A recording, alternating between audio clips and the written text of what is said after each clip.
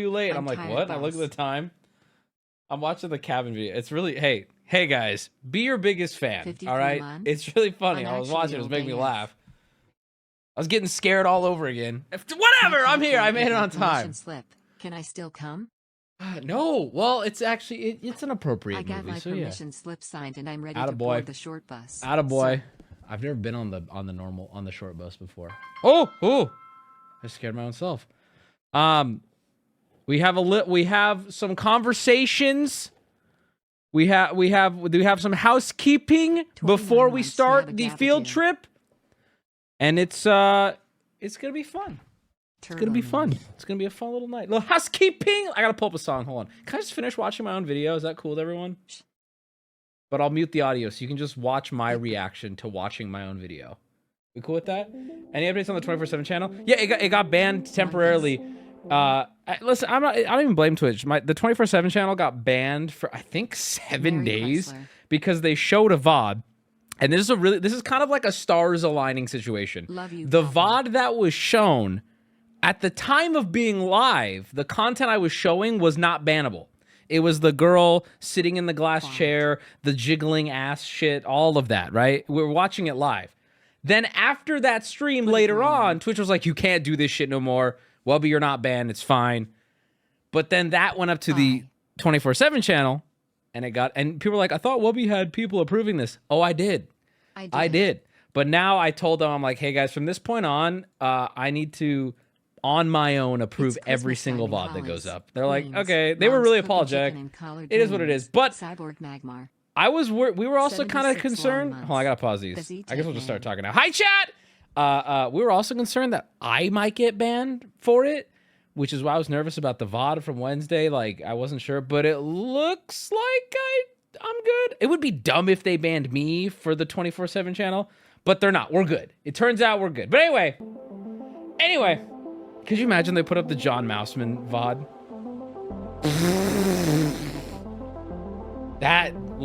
Honestly, let's just get experimental with the 24/7 channel. Just see what we can get away with.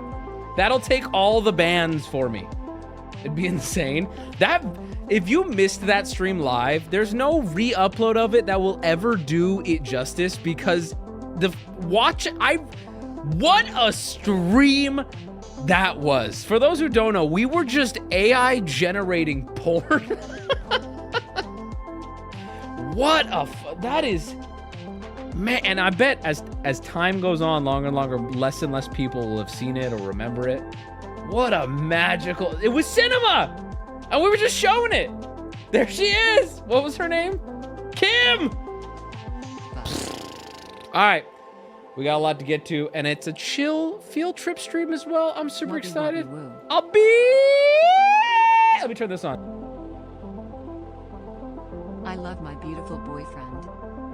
I will say, though, old Asian Kim had some fucking absolute hangers, bro. Whatever you want, I can. They put the calcium cannons were locked. Wubby, it's my 30th birthday. I got a new tattoo in the Ultra Pro Ravnica deck box holder. Also, can you play the video? Okay, hold on. I don't like how he said Ravnica. He definitely put the emphasis incorrect.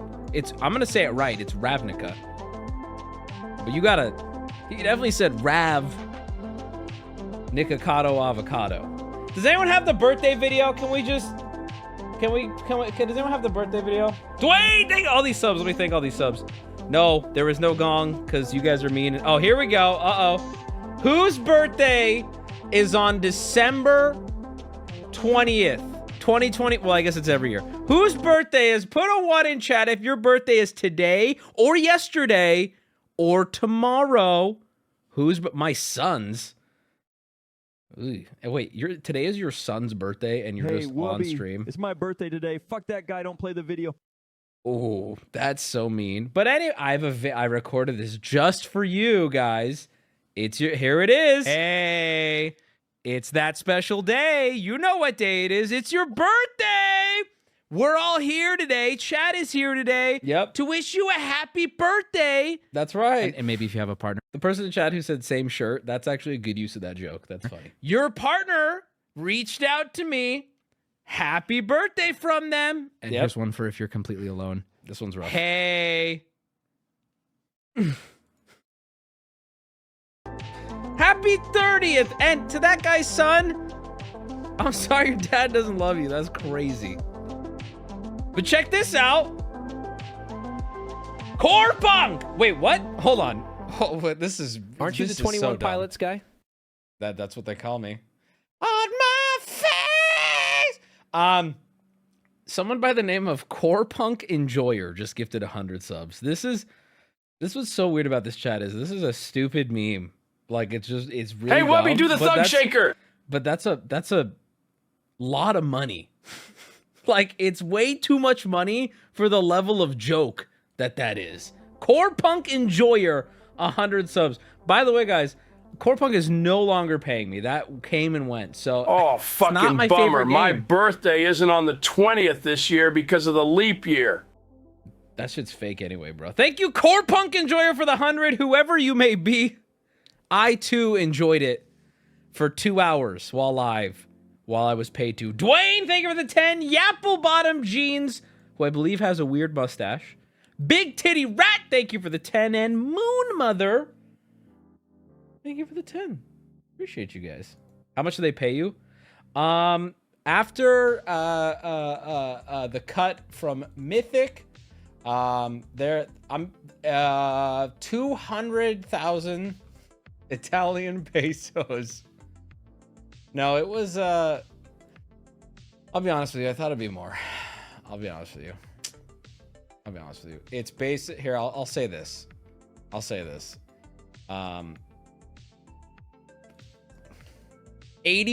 of it is going to the film festival. Not bad. It's great, actually. It means I basically get to do the film festival for free. Take that. We'll take that. But fucking, is that bad? Is that bad? I think it's good. I think it's great. I mean, I said yes to it, which means I obviously thought it was good, right? Like, duh. It's just, the problem is the game was kind of, it's difficult for me to do like a stream like that where the game is not working. And I just have to be like, guys, this saved my dying grandmother. That's when it's tough. That's when it's tough. Film Festival sponsored by Corpunk. It is not sponsored by Corpunk. I do not. Why? We talk about Corpunk way more than I was paid to talk about Corpunk. Guys, listen, I love the appreciation of you guys show up for dumb sponsored segments, and it means a lot. You guys agree with the mindset of get the bag. That means a lot to me, right? But it's done now. We're good. We don't. You guys stop talking about it. They don't get that. That's free. I think we're all on the same page. I'd say it to everyone. Get that bag. That stream is sponsored by Cox Communications. This was linked. This is not on my docket. I just saw this and I watched the first 10 seconds of it. I'm kind of floored. So let's just start here. Hi, chat. Oh, don't forget the Rolex story. Fuck. Okay. I have a lot of stories to get through. Okay. I'll make this Rolex story brief then. Real quick. Okay. So I was with my dad. All right. I was with my father. Okay. And we were out and about and doing a little Christmas shopping, yada yadas. All right. First off, want to say this. Picked up a baragdu. Not saying that right, but that's okay. I got the Lego set. I'll give you guys updates on that Lego set as I start to build it. Haven't unboxed it yet. Excited for that. All right. Okay, dude, you can't say I love CP in parentheses Corpunk. That has a different meaning. That means that's a type of pizza, bro. People are going to think you're fat on the internet if you say that. And there's nothing worse than being fat on the internet, bro. I'm doing you a favor. I got you. Chat, stop. Anyway, so first off, let me say this. I do not own a Rolex, okay? And I've never even looked into buying a Rolex ever, right? But when I was with my dad, we were walking the mall and I'm like, let's go in the store. Why are you capping? This is part of the story. Just trust me, okay? Why would I hide that anyway? I wanted to go into the store. And also, I kind of wanted, there were two reasons. One, I wanted to gauge my dad's interest to see if there was even a possibility of maybe getting him one for Christmas. I don't know. And two, it was to see what they even go for. Because I don't know. I don't know, right? So, and I guarantee there's people in my chat who have owned Rolexes, who have been through this, who understand this, who are going to roll their eyes at me. But I'm right now talking to the normies, me included. I did not know this, and I left with the most bad taste in my mouth. Okay, and again, I understand that I'm coming into this world and I'm judging it, but I'm going to judge it. All right? Bro is new money.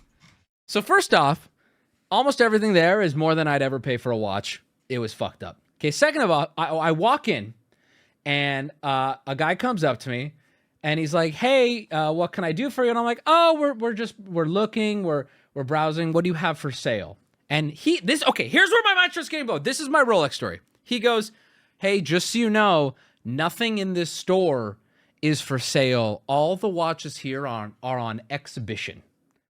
And I say to him, first, I'm immediately taken back. I'm like, you don't sell watches here? And he goes, no, we don't actually sell the Rolex here.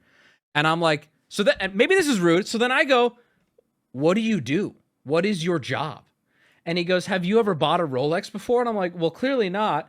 And he's like, okay, well, let me explain how this works. And this is where it's like I'm mind melted. And for those who've never even gone into a Rolex store, like me, this is my first time going in. This is like, everyone's just okay with this? He goes, so here's how it works. You come in, you get a one-on-one experience, which, by the way, I don't want, right? You get a one-on-one experience. You get to know your agent. You explain to this agent what type of Rolex you want, all the specifications. They take down your information. Then they'll be in contact with you. What's the time frame? Well, I asked them. They said, we don't give time frames. And I said, okay, can you ballpark what the time frame looks like? They go, you know, you could get really lucky and it can be in a couple months, but I've seen people wait over a year.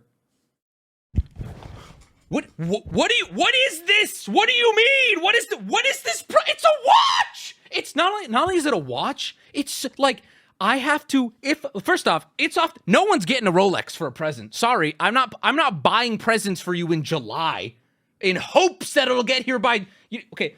What? Like, what? Okay, fucking buying a car. That's what I'm saying. I was like, to those hearing this for the first time, isn't this shocking? Like, what is this experience? It's like so, like, and I'm like, why does it take so long? Like, well, we have to let Rolex know, and then when one becomes available, and you'll come in, it'll be a whole thing, and then you can buy it there. There's no money down. I'm like, yeah, why would I put money? This is crazy. This is artificial exclusivity. That's how it felt. And so then I said, I'm like, okay, how do you get on the waiting list? And they're like, well, are you from San Diego? And I'm like, yeah, I'm from. They're like, okay, good, because we prioritize locals first. And I'm like, so you have to live in a city where there's a Rolex store. You have to go in and develop a relationship with an agent. And then you have to just give them your number and wait 6 months. Bad takes, not really. But I can autism dump about this. I haven't given a take. I'm saying, as a person who didn't know this, I am floored. This is the process. And so now, when I walk past this Rolex store, it's not a store. It's not a shop. Everything you see on display in the Rolex section, all of it, none of those are for sale. They are there, so when you walk in, I want to see that on my wrist, the putting wrist. Okay, that'll be 8 months. And I'll be honest, maybe I'm not built for this world, or I wasn't, like, this is my first time going into a store like this, right? Maybe not built for the world, but it left a bad taste in my mouth, bro. I was so turned off by it. I was like, what the fuck? It felt like I'm not cool enough to be in the cool club. The employee did that on purpose when it's a first-time customer. They do that for the most part. Rich lifestyle experience. It's dumb, but it makes them a lot of money. However, that employee handled you poorly and should have sold you a watch when you're willing to pay. Dude, because that's the thing, right? That's the thing. I definitely 100%, if I found one cheap enough, especially one that would be like, if my dad showed interest, I would have walked back in there the second my dad goes piss, and I'm like, let's buy it right now. Right? But it would, oh! You should only buy Rolex from random dudes on streets in New York City. They're the good ones. I mean, that's the thing, though. Like, if you're gonna get, for me, I understand, like, and I do see the appeal of, like, getting, I assume it comes in a nice box and you get like all these cool little things with it. Or just go to Diamond District in NYC and buy one from a Jewish TikToker. See, I feel like I would do that if I really wanted a Rolex, right? Like if I'm not a watch guy. I like nice watches, but like very much. You ever seen that clip of Russell Crowe looking through the window? He's dressed like a pirate. He's like, you know what I'm talking about? It's like an old reaction GIF that we used to use. He's like looking, you know what I'm talking about? I think, no, am I way too niche of a reference here? Les Miserables. Yeah, he's like looking through. That's my experience with enjoyed like watches. Yeah, they're nice from afar. I couldn't tell anything about them. I couldn't tell you a single thing. I'm on the outside. If the Rolex fits in your ass, it was made for you. I could probably fit 3 or 4 up there, bro. Anyway, that's the whole Rolex story. It felt, I was like, what is this world, bro? Like they won't even, they're like, we might hit you up in 6 months is the process. Oh, I remember, the dude asked me, he was like, well, when do you need one by? And I'm like, in my mind, I thought that was a really stupid question. So I gave him a really stupid answer. I was like, I'm going to die unless I walk out with one today. He thought it was very funny. But I'm like, in my head, I'm like, what kind of question is that? I need one right now. That's why I walk. Like, what do you mean? He laughed. He's like, oh, no, but like a realistic timeline. I'm like, I don't know. When I walked in the store? What do you mean? What do I need one by? That's got to be a rich person question, right? Well, I have a wedding coming up in June, so it'd be like, what? Ooh. Well, I can say it wasn't very cavalier of them not to sell you one. Should have checked the time. Well, I could have checked the time, bro. It's just poor people to... It's for poor people to finance. What? Why would you buy a Rolex if you're broke? That's a terrible choice. Man, that minimum wage employee was paid well to make you feel poor. You know what's fucked up, bro? He had a Rolex on. And I wanted to ask him. I'm like, oh yeah, did they just let you wear those when you're on your 9 to 5? I didn't say that. I wasn't. It was very nice to him. But even if I was very nice to him, I felt so dumb walking out of there. I was like, well, Dad, fuck that, I guess. I can refer you and see if it can speed it up for you. Well, it's okay because this was for Christmas, and unless your speed up is 6 days or 5 days, we're cooked. I can get you a Rolex for $40 on Canal Street from a Chinese man in an alley. That's another thing too. Unless, boys, I always say this: if you love designer for some reason, like if you're just a designer head, just buy fake. Unless you're surrounded by other people who are obsessed with it, you're going to fool everyone. You're going to fool absolutely everyone. I'll tell you right now. Yes, I'm sure Dwayne or other people in this chat who are Rolex guys would be, Wubby, that's a fake Rolex, cringe. But guess what? No one else is. And at the family brunch, I'm going to be flexing this $80 piece of shit. It's actually $26,000 right there on my wrist. Believe that. And if you ever get robbed, oh well. Still tells time. Amen. Amen. One-to-one replicas are actually hard to spot. Yeah, they I mean, not that experts can't, but they're good. They're good, dude. They're good.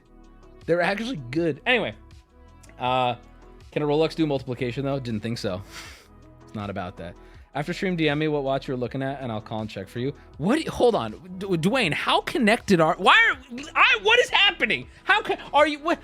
What's your last name, Dwayne? Is it Rolex? What's going on here?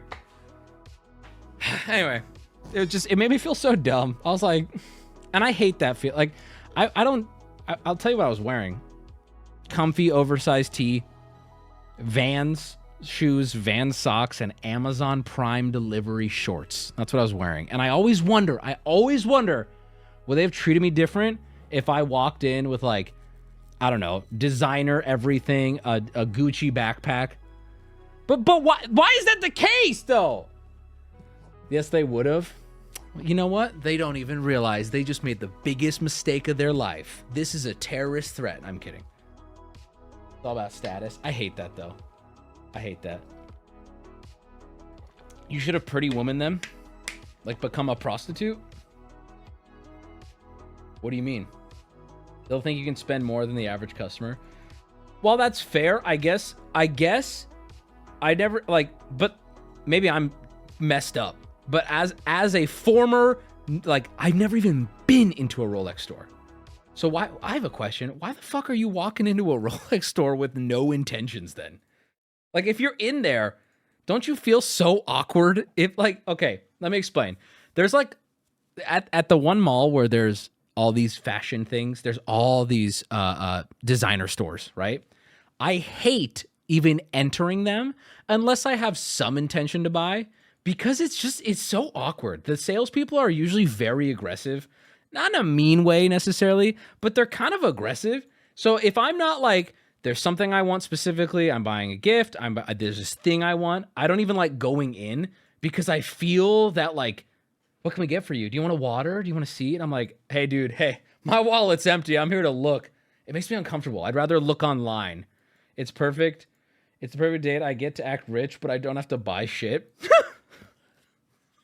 So you take girls to the designer district with no intention of buying anything, but you make everyone around you, including her, feel like you're gonna, yeah, let's go. Come on, let's go into Louis. Let's check it out. Oh, they don't have it? Shame, naturally. Let's keep looking. in a Honda Civic. Well, yeah, I mean, you got to do some work on your Porsche's brakes. It would have been unsafe for you to drive in the current conditions, you know what I mean? Sorry, TGS has been off. I've just been yapping. We got to get moving. I talked too much about this. Guy at the Rolex store knows a guy who refused to sell you Bruce. They're all fucking connected. I knew it, dude. I knew it. Anyway, thoughts on Hawk Tuah girl tweet? Okay. So, as you guys know, buy your designer goods just like you build your decks. Proxies. Unless you're like, my homie in Jace space, just showed up. He's my Ravnica, bro. Okay, and they're off now. So as you guys know, hey guys, I hate to interrupt you, Nick. Hello there. Anywho, but anywho, I'm gonna go to bed, and I'll see you guys tomorrow. Hawk Tuah girl, the girl made famous for making a joke about spitting on a penis, had a podcast and a recent crypto scam that went belly up because CoffeeZilla exposed the whole thing. It was one of the most degenerate scam, unapologetic rug pull. He even called it fraud, I believe. I don't want to be wrong on that. And it looks like it's actually gotten her in some legal trouble. And that little line I just played for you, that was her last public internet appearance in the middle of getting grilled by CoffeeZilla. She said that. But ladies and gentlemen, after, I believe, 13 or 14 days of rest, like Jesus Christ rising from the tomb, Hawk Tuah girl has made a comment on the internet. And it's, dude, there's a part of me that feels bad, because this is like she is in so far over her head with what's happening. She just woke up. It's like poetry. It rhymes. She just woke up. I'll read you her tweet. So she tweeted today at 8 p.m. I take this situation extremely seriously, and I want to address my fans, the investors who've been affected, and the broader community.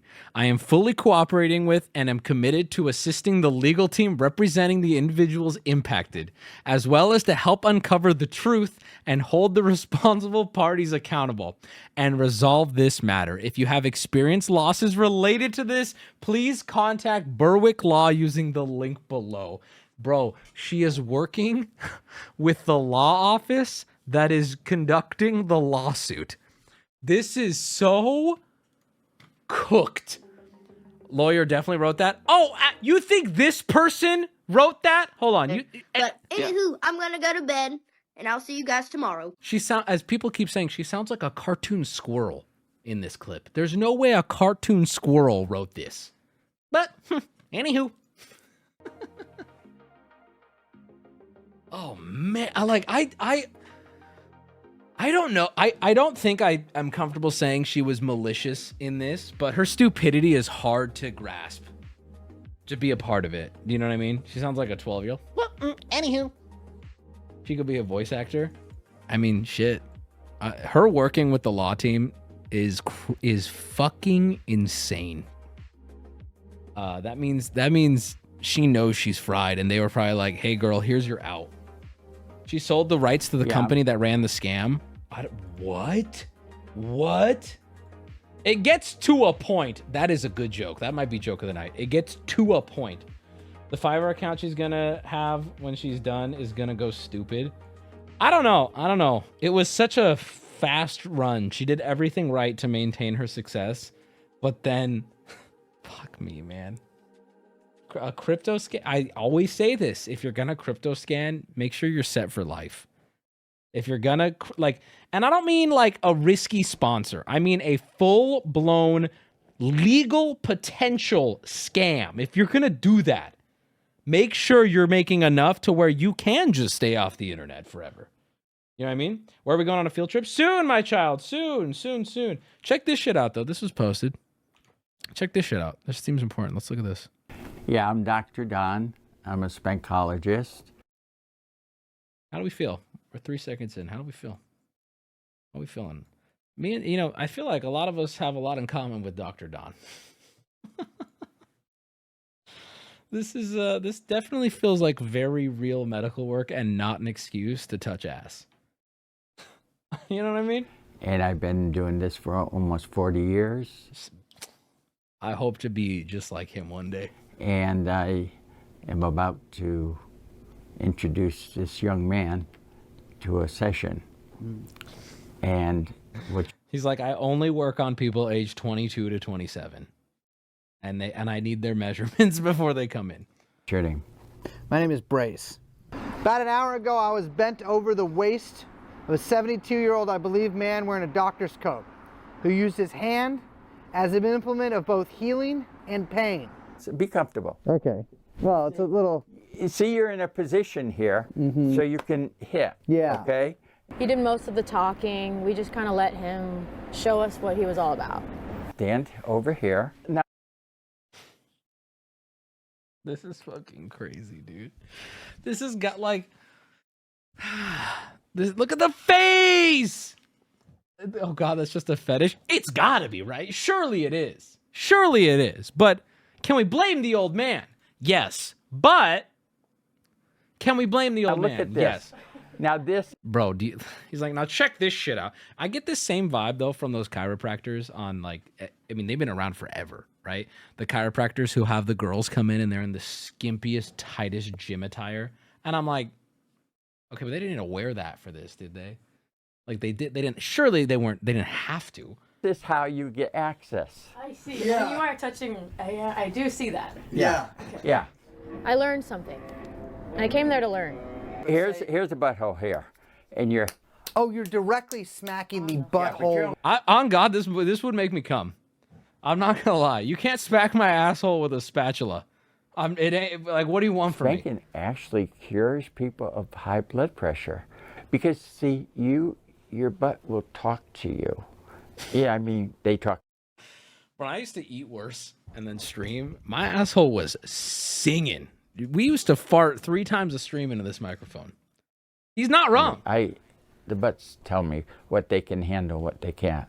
Gotcha. And I'm not a medical doctor. Well, Oh, no! Wait. Hold on. I haven't made it this far when I was watching it.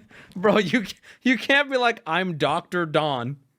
And then 2 minutes later, well, hold on. Technically, I'm not recognized by the government, or anything like that. But how many subs do you get a session with this man? I would just do it I would do it. If he here's the problem, right? Old people like this, you put them on a plane, they fucking die. I would want him to come to me, but you know what I mean? Old people are like, I can't fly. It'll be my flying coffin. I specialize in this particular area. I mean, win-win. This is not sexual. This is necessary. Well, hold on now. Who is he to say it's not sexual? We would be done. I would roll over, tent pitched, and I'd be like, what are we? You think there's aftercare? If he's in New York, I'll do it. Ham, you go do it. We'll watch it on stream. Is he in New York? He's wearing a hat. This doesn't feel real, dude. This doesn't feel real. This is so weird. Why is he wearing the coat if he's not a doctor?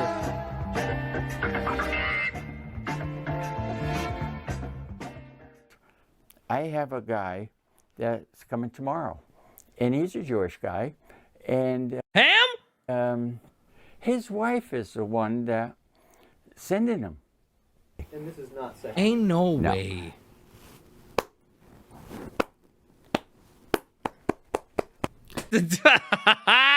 This is so stupid. And so Get what sort peanut of in there? release would I Yes, be sir. looking for here? Stress. That is not what. That is not it. Why does he have a stethoscope? I don't know. He's a doctor. This is in L.A. stuff like that. Okay, hold on. You know.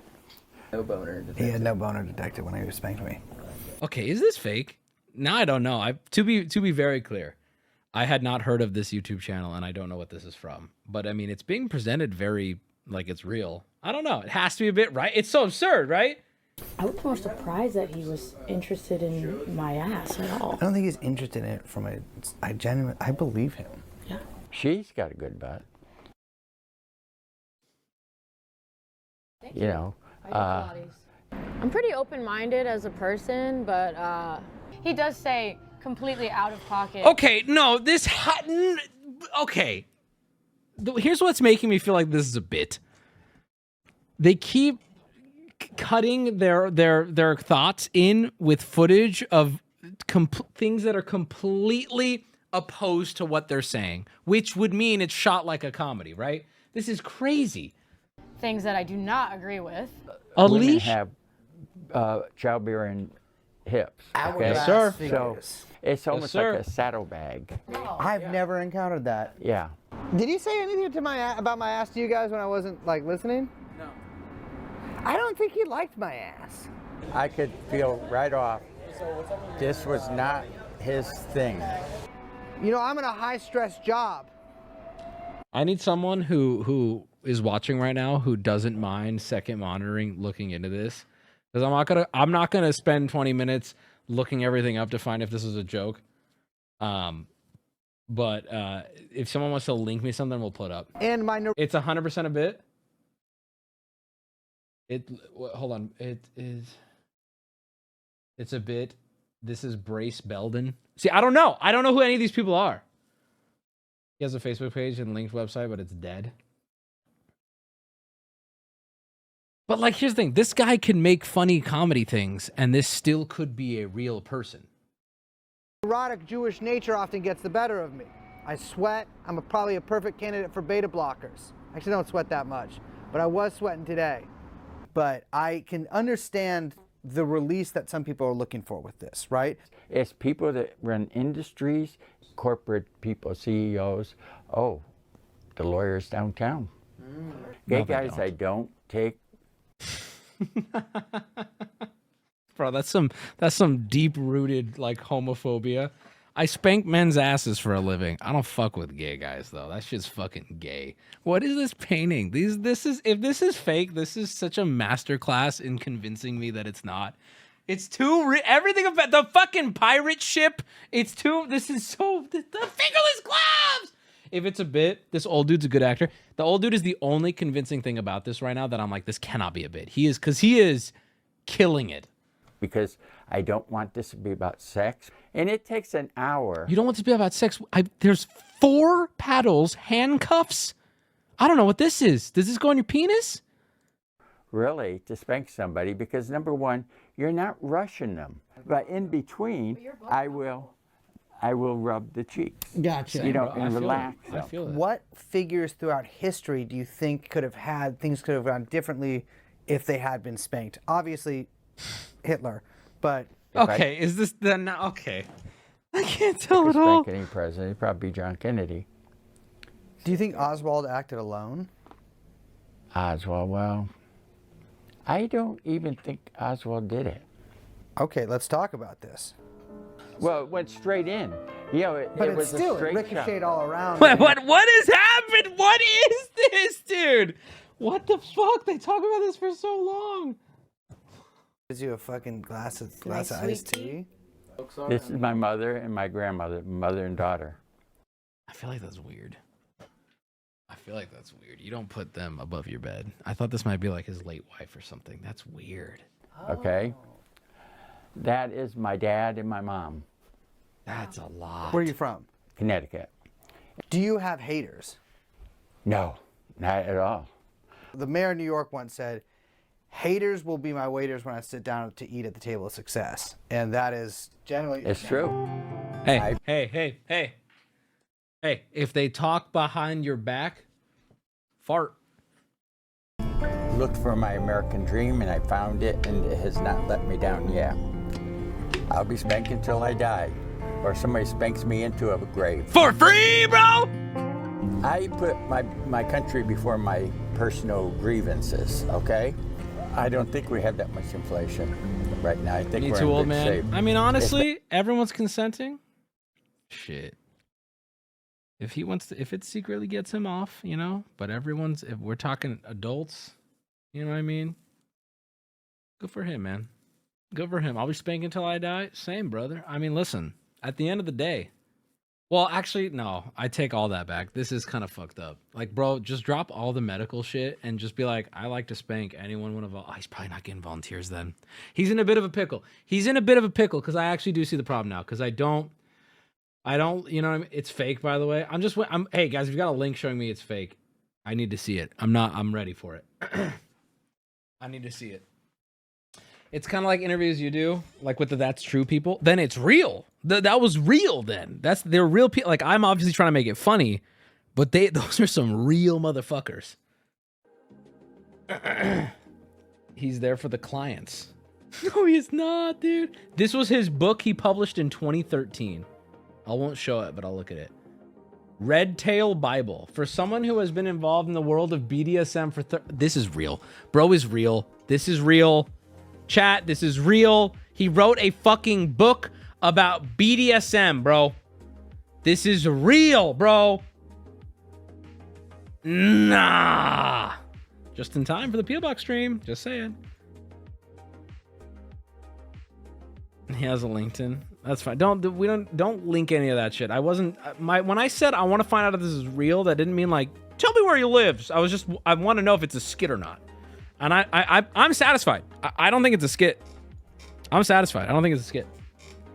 Thoughts on that crazy CS2 sniper float? Bro, can we call it what it is? Sparkles crafted the #1 float dragon lore, and he cried on camera. And so I unsubscribed and disliked the video. Seeing a man cry made me actually sick to my stomach. I reported him for terrorism. Like, you need to be better than that. I'm kidding. It was awesome. And what a bitch, right? What a fucking loser beta bitch. No, it was cool. And I've been following that up along with a lot of people for a lot of years. I wasn't going to talk about it because, like, who cares in this stream? But what do we think of this? Now, this shocked me, but I also felt like this was important to show. And there was a comment that said, man, sometimes like this community is way too fucking mean. And to which I'll say, yeah, this is so mean. And it made me laugh really hard though, because this dude's a pedophile. So yeah. I don't know how 4 identical Wubby, I don't get it. What, it's the same photo 4 times? It is crazy though. Also, his name is Rizzo, which I didn't know. Rizzo is innocent. Oh, I'm sorry. Rizzo is not a pet. Well, I don't know if Rizzo's a pedophile. Rizzo's great. I don't think Rizzo, he might be a child himself. I don't. Leave Rizzo alone.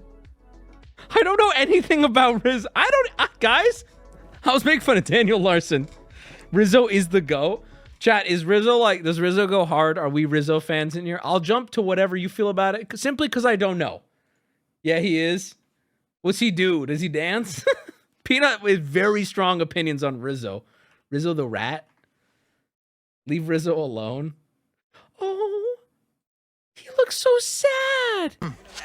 He was what? A tight-fisted Shut hand. up. Shut up. Shut up, Gonzo.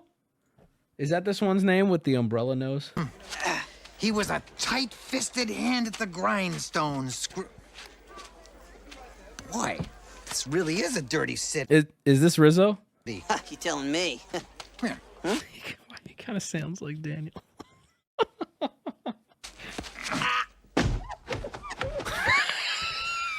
is this fucking movie, dude? That's funny as fuck. Thank you for making me a part of... What is this? Holy shit. We're not watching this today because I don't want to get shot in the face by the owners of this content, but that's funny as fuck, dude. Thank you for making me a part of this. You need to see it. I'll watch it in my off time and I'll tell you guys what I thought. That was funny. What the hell? All right, guys. 2 more things before we start our little what field trip. I almost said festival. Film festival is this Sunday, by the way. Yeah, no, that's that. 2 things. First thing,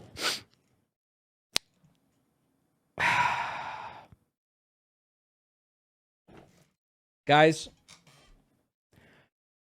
I really like Marvel Rivals. I'm sorry. That's probably hard for a lot of you to hear, but Marvel Rivals, I started playing it, and I'm really enjoying it. Let me.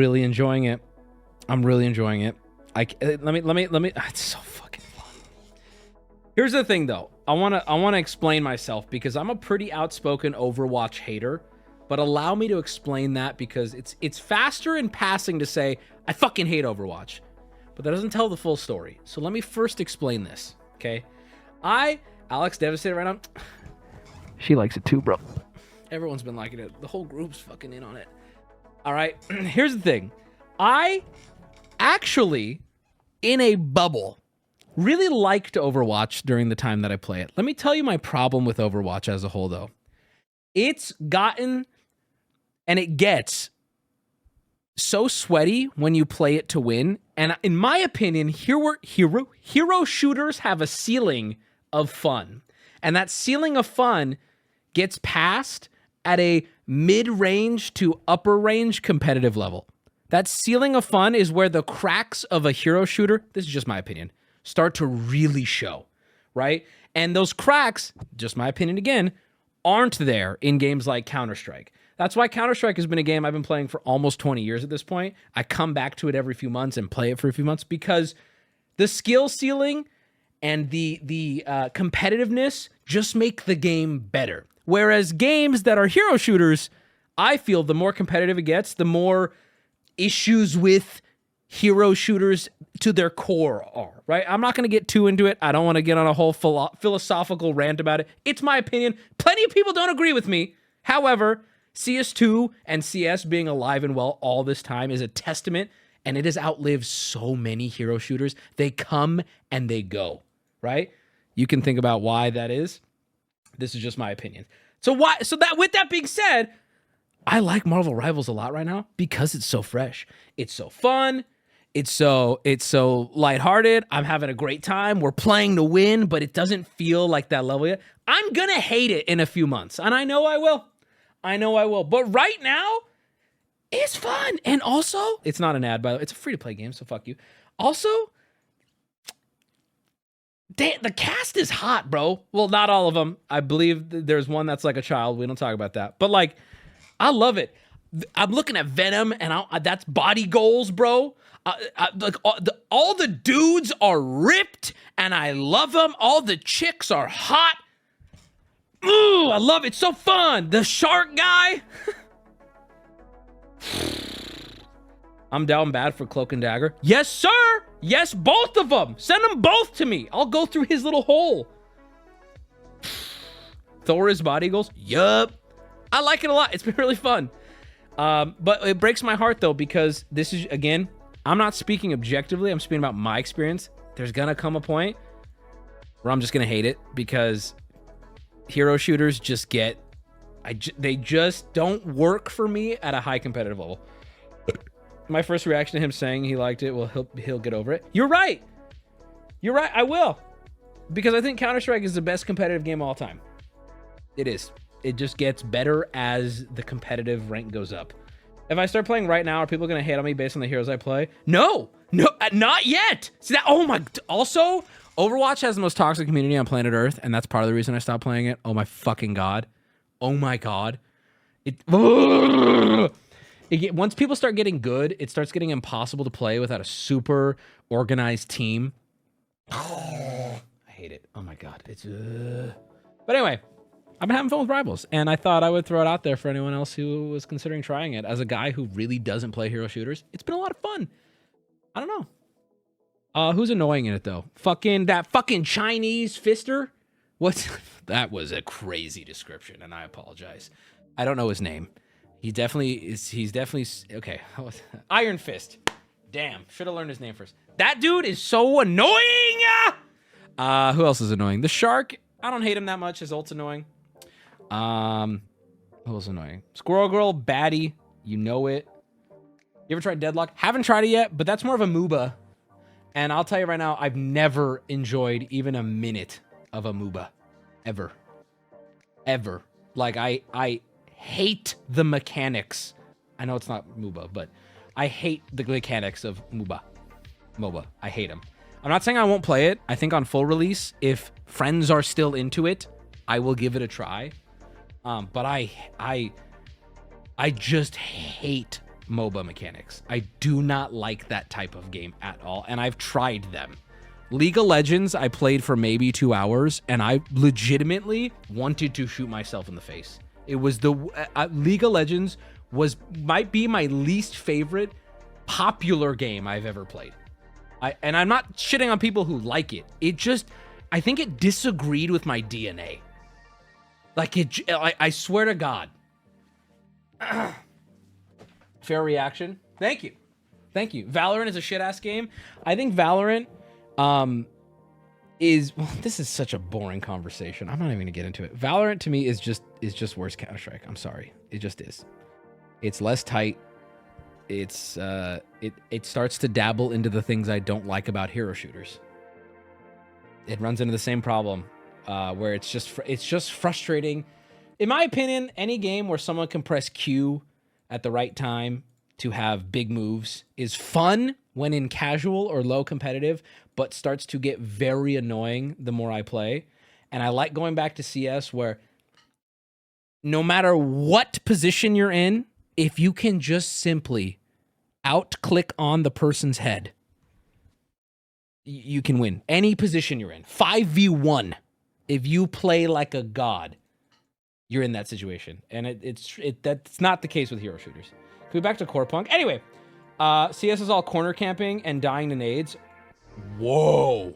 Now I'm all for CS criticisms. Does anyone even... What was that CS criticism? CS is corner camping and dying to nades. Tell me you're a 10 without telling me you're a 10, bro. That is you are a rank so low it doesn't get displayed. That is not... I'll give you some real CS criticisms. The fact that I have heard the N-word in CS lobbies more times in the last 6 days than I've heard in the last 6 years everywhere else in my life combined. Let's talk about that. There's no accountability in CS for anything. It's crazy, bro.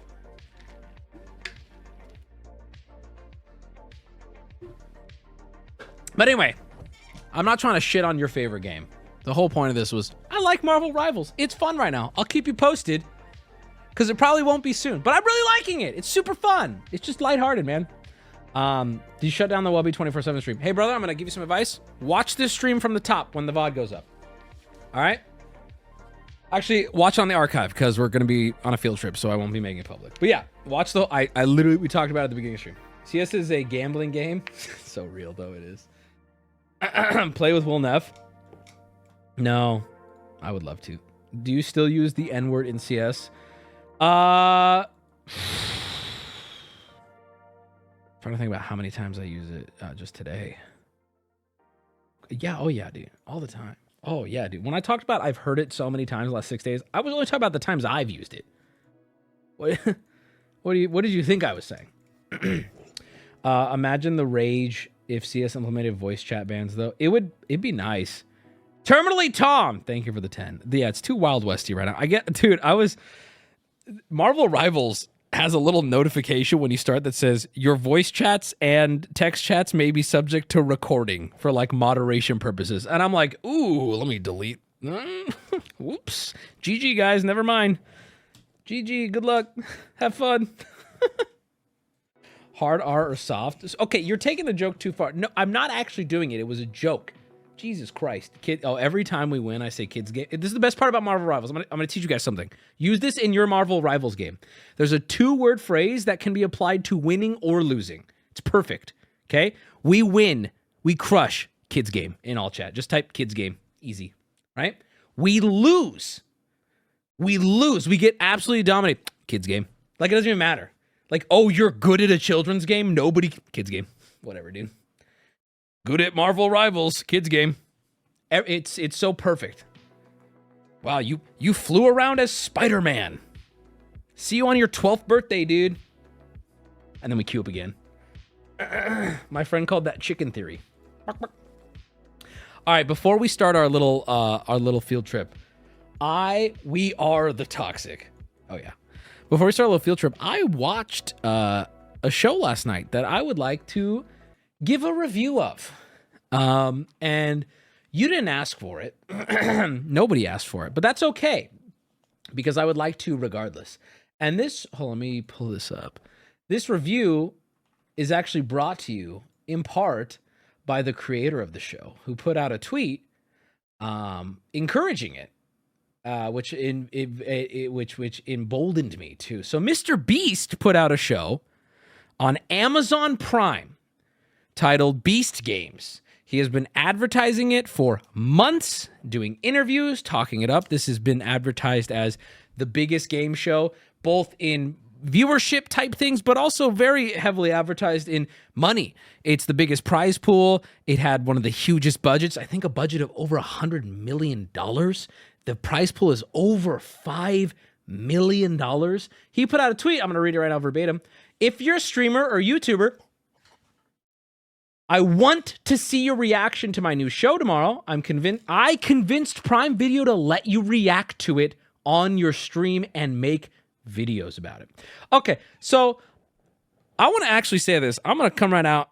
I have a little docket, a little notes of mine because I wanted to talk about it, and I want to give a couple prefaces here first. The first preface is nobody has to agree, and there are times when I'll say I'm right. I don't care if you tell me I'm wrong. This is not one of those times. I'm viewing this show through a lens that a lot of you probably won't care about and don't view it this way. So don't worry if you don't agree. I'm not offended by it. There will be times where I'm like, if you disagree, I think you're stupid. This is not one of those times, right? Second off, here's a shocking revelation before we get into it real quick. And if you haven't seen it, don't worry. I have timestamps. It's going to be interesting. Shouldn't take more than like 10, 15 minutes, okay? Second thing, surprising, I liked it.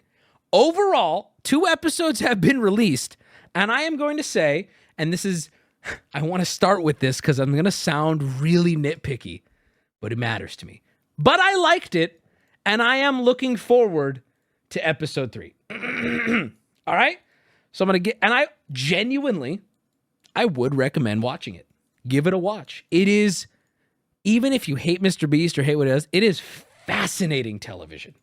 All right? It is legitimately, from a production, budgetary, logistics standpoint, this shit is insane.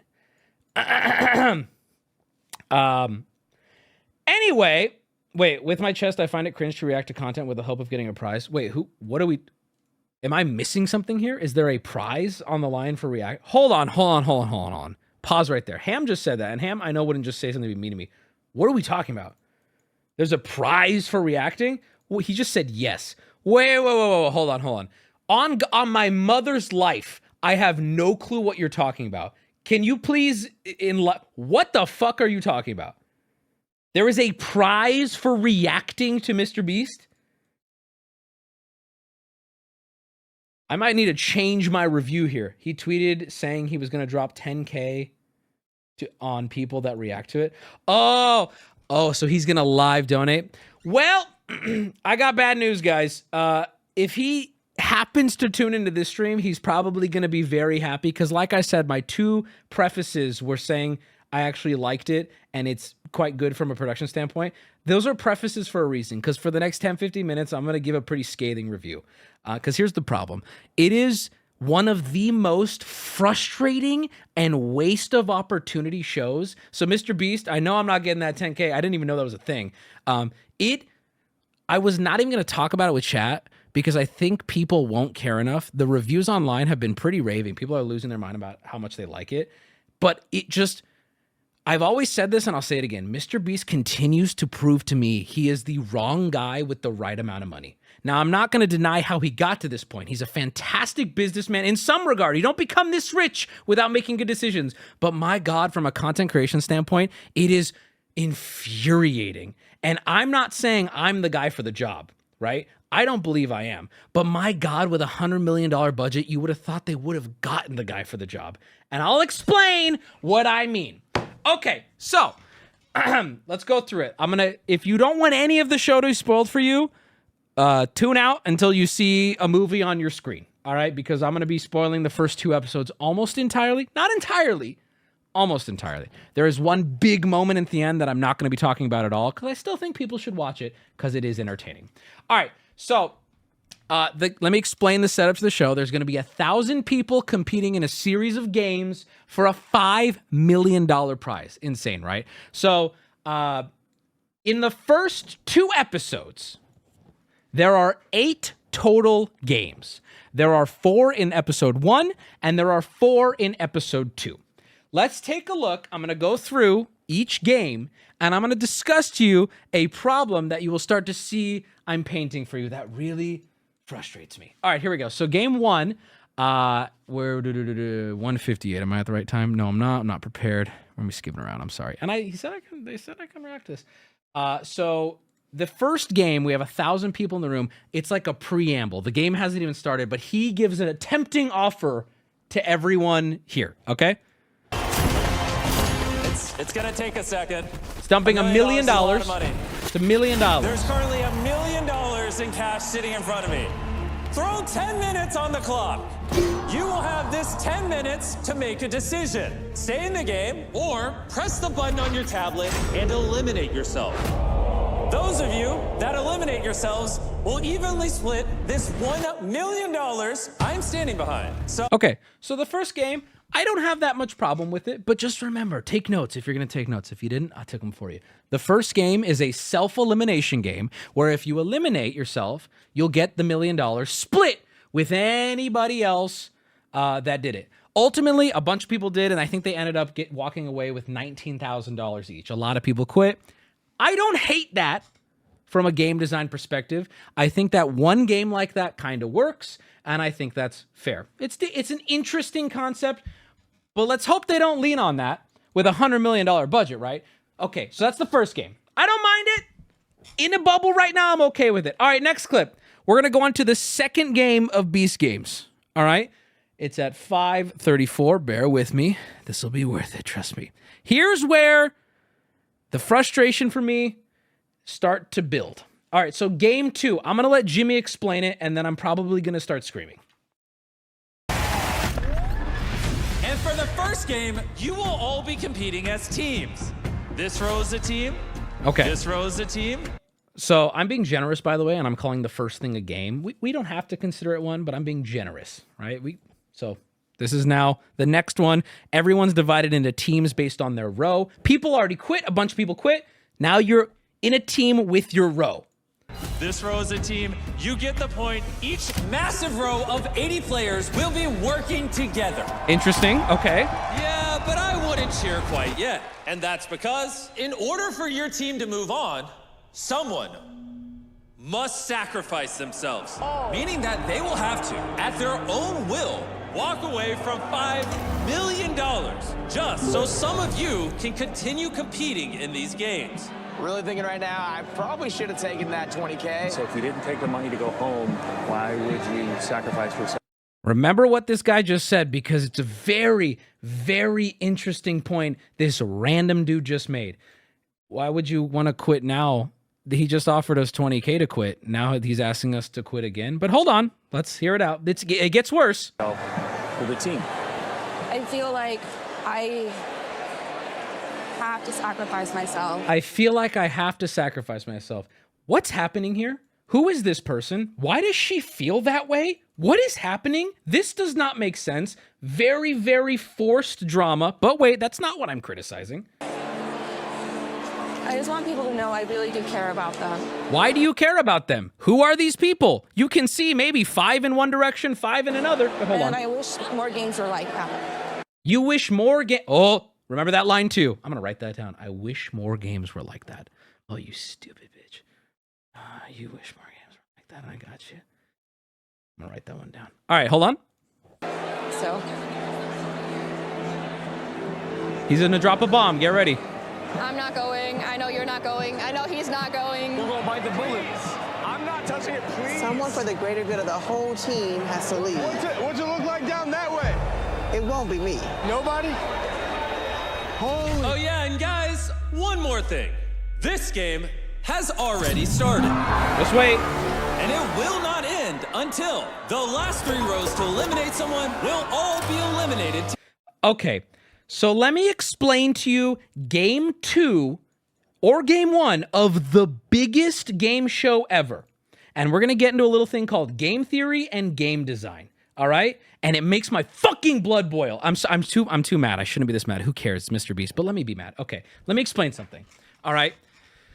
They're game 1. Hey, you can take yourself out of the game and we'll give you money. Okay, not the most original, but some interesting drama. Game 2. If some of you don't quit in time for no motivation, this entire row of strangers will also be eliminated. This, ladies and gentlemen, is terrible game design. And I would normally not nitpick Mr. Beast. He's a YouTuber who makes goofy YouTube videos, but we're not playing that game anymore. This is an Amazon Prime largest budget in game show history, 10 world records, $100 million plus a $5 million prize pool. Think about how many execs, thumbs ups, people had to sign off on this game.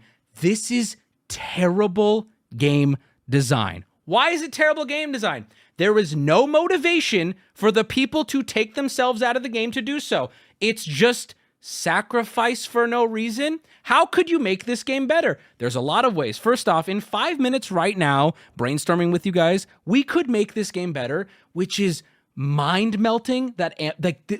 In a room, nobody spoke up and was like, hey, wait a minute, this doesn't really make sense. And by the way, if you notice, I'm not using the word fair. I don't think game shows need to be fair, right? But they need to be games. We are 2 games into Mr. Beast's game show, and both games have been about quit the game or other people lose the game.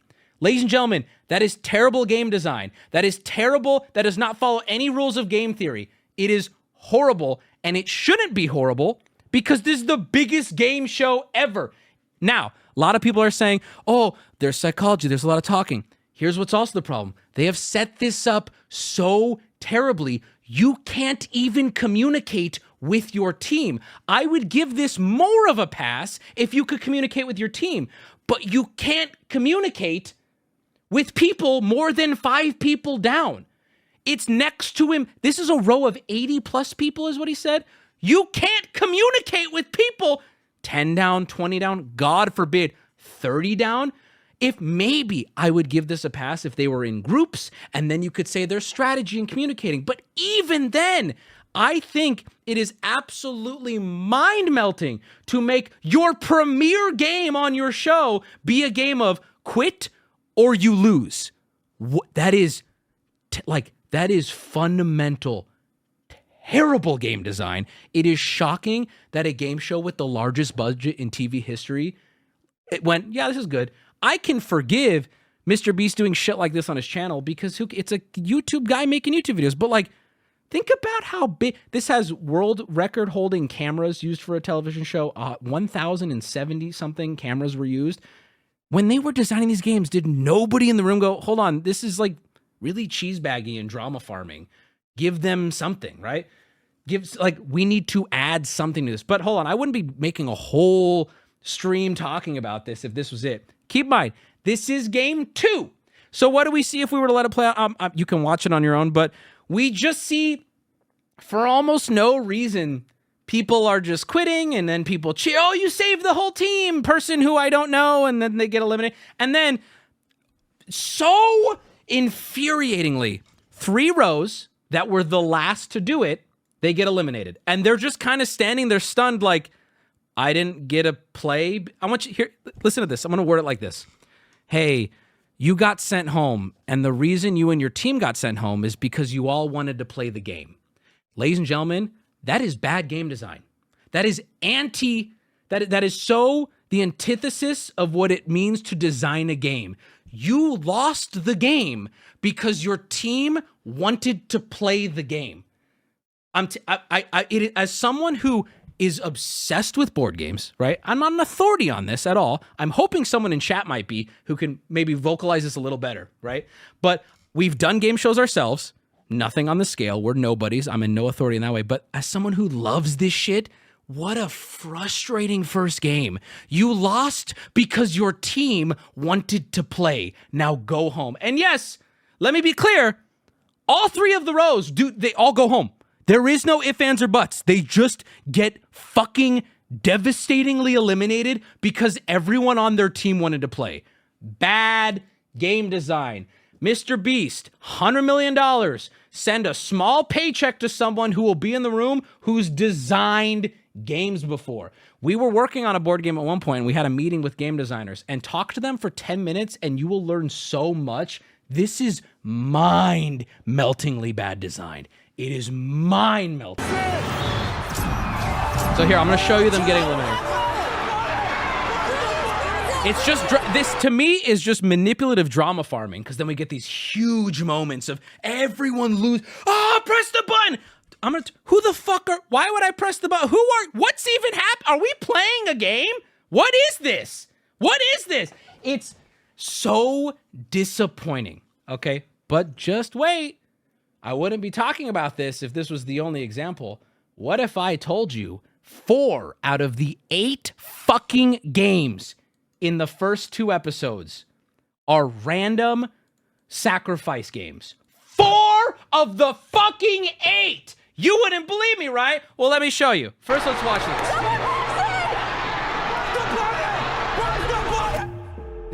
This is a nightmare. So this girl who we don't fucking see ever again, because who the fuck cares about any of these people yet, because 1,000 is too many, and I honestly understand the logistical issues of trying to paint a narrative with 1,000 people. You need to eliminate as many as possible, but regardless, they're still trying to make the narrative happen. It doesn't land. It's stupid. I remember when this person got eliminated, I went, okay, who cares? Next game.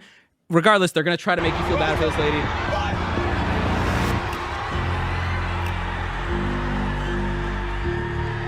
Drama! Look at the drama! Homie should have drawn names from a hat, but see, that's the thing, right? Drawing names from a hat would piss everybody off, wouldn't it? It'd be like, well, yeah. And again, I'm waiting for someone to step up to the plate and make the blunder, saying, it's his money, it doesn't have to be fair. I'm not. Notice how I've never said it's not fair. It's not about being fair. It's that this is the biggest game show of all time with terrible game design. Terrible. Absolutely. There's no excuse for it. There's no excuse. It's boring, bad game design. It's not about being fair. He doesn't have to be fair. He's giving away money on a game show. There's no fuck fairness. But if you're going to do that, make intriguing, interesting games. And don't just drama farm, because you can do both. You can make an interesting game that requires important decision making where someone has a decision that's difficult. He does do that. I'll get to that later. But 4 out of the 8 games aren't that? That's crazy. I did it. Oh my God, she did it. Eliminated. All those red, eliminated immediately. For no reason. You're going home because you wanted to play. Antithesis of game design. Antithesis. You're welcome. Thank you so. I'm not going to remember who you are. Thank you so much. Can you leave now? Thank you. I don't know who you are. For your family. If I was that bitch's family, I'd be like, why did you quit? The fuck? This is so dumb. And it's like devastating too. You didn't do anything! You didn't do anything! You had the same conviction as the people who just got eliminated. You just got lucky that some weak-willed individual was on your team. That's what's so fucked about this! It's a terrible game design! It makes my mind melt. I'm bleeding, bro. My brain is bleeding. It's terrible game design. It is oh! God! And you know what sucks about it too? 5 fucking minutes in a writer's room with anyone competent could solve this. 5 fucking minutes in a writer's room could solve this. Right now, in your house, seriously, take out your phone, take out a notepad, and write. Just think right now. You, who's never done anything like this in your life, just write how you can improve this game, and I guarantee you could write something more intriguing. Don't change anything. Don't add more money. Don't add new sets. How could you make this room's elimination more interesting? I guarantee you could do it. It's so easy. Bro was just eliminated. My wife is still in there. It only takes one person to win that $5 million, not two. Good luck, babe. All the kids and I will be rooting for you at home. I try not to cry. My husband just got eliminated for wanting to play.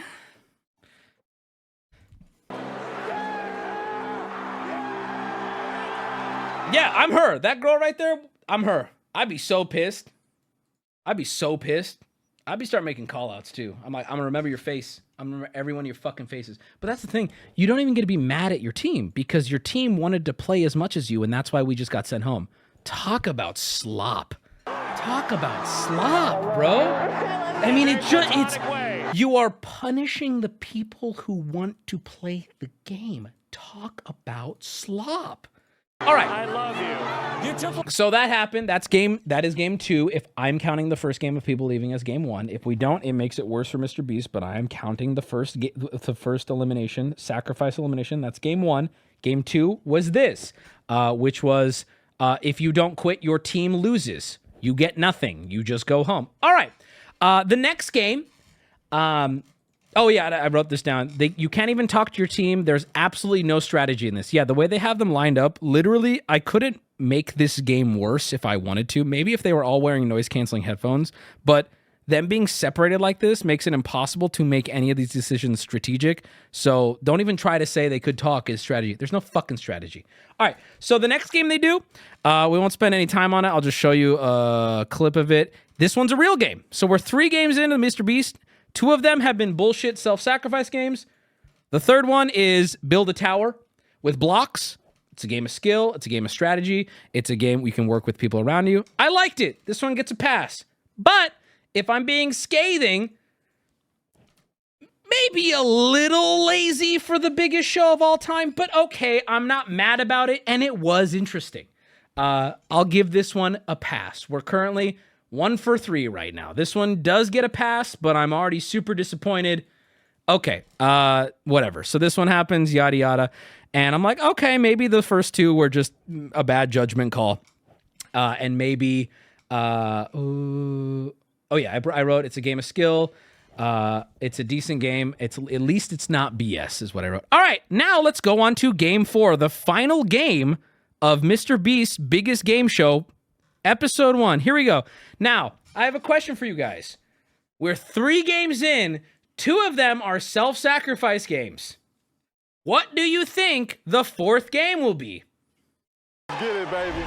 It would be a shame to go out here. The only problem is the city has 500 beds and there's over 600 of you. No. We need to get rid of over 100 people. So we're gonna play a little game. For this game, you will again be competing in a team. But this time, it's the row to your left and right, which means they will vary in number. What do you think I'm gonna be having you guys do? Bribe. It's gonna be a Bribe. A bribe. That is correct. This game is the final hurdle between you and moving on in this competition. I will be offering bribes, and whichever person accepts it will eliminate themselves and their rows.